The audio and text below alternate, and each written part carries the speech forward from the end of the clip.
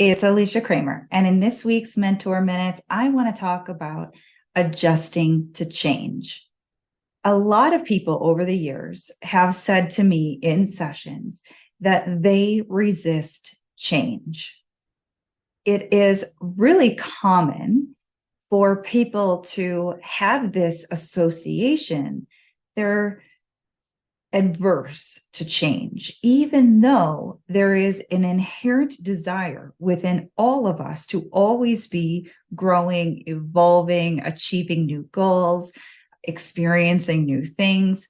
And that belief that change has to be hard or uncomfortable really becomes a limitation. When you have a goal, whatever it is, something financial, something in your personal life. Maybe you want a new relationship. Maybe you want to add a member to your family. I just moved into a new house. There are all of these ways that we are always seeking change in our life. And that desire for that improvement is there for a reason. When we have faith, when we trust, when we're comfortable with the type of change that we're making, obviously, we don't have nearly as much subconscious resistance. The transition is much smoother. So, for instance, if you've already had a couple of kids, having another kid might still create a little bit of internal resistance, but because your mind has a frame of reference, been there, done that, it is less challenging to embrace that change than if it's something completely new and unknown. But as I briefly mentioned, even when something is somewhat known to the subconscious mind, there still can be that tendency to resist change, even if the change is good for us.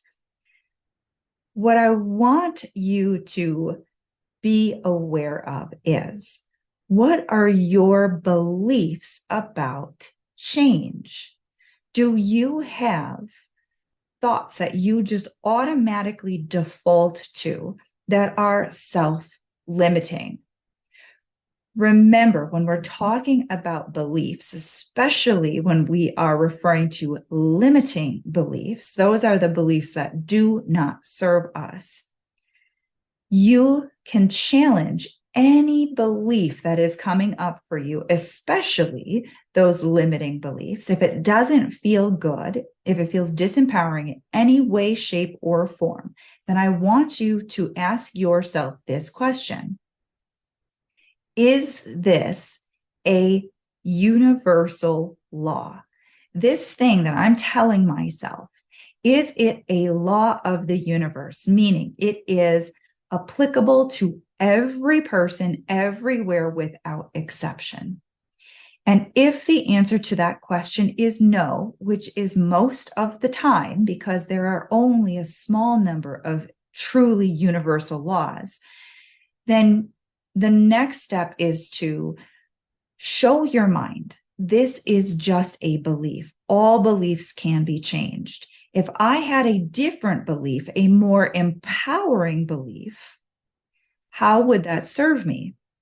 How could that change the way that I feel about this transition in my life? How could it change how I handle this new part of my life? If you're going for a big goal, you're much more likely to encounter a lot more internal resistance, fear, self-doubt, worthiness, any of the stuff that has been in your subconscious mind up to this point that contradicts this big positive change that you're making in your life. That is the stuff that's going to start to get kicked up as you are reaching for this big new next level goal. So you have to look honestly and objectively at what you're telling yourself. Why are you telling yourself you can't, you shouldn't, it's not safe? Look at those beliefs and start to challenge them. This belief, whatever it is, is causing me to feel this way. How is that actually serving me? What is it doing in my life? How does it make me feel? What is the outcome that I get because of it? And really look at it honestly and objectively. Now you want to look at, if I change this belief to something more empowering, still believable to my mind, but certainly much more empowering, well, how would I feel? How would I feel with that belief? What would the outcome be if I embodied that point of view about this particular subject? So now we're showing our mind what we've been doing and what it's actually doing to us versus what we can do instead and what type of improvement that will make in our life.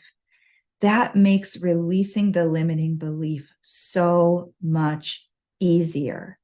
And now, as you're shifting your mental, emotional response to those old thoughts, those old beliefs, you're releasing that and you're grabbing hold of something that's so much more empowering.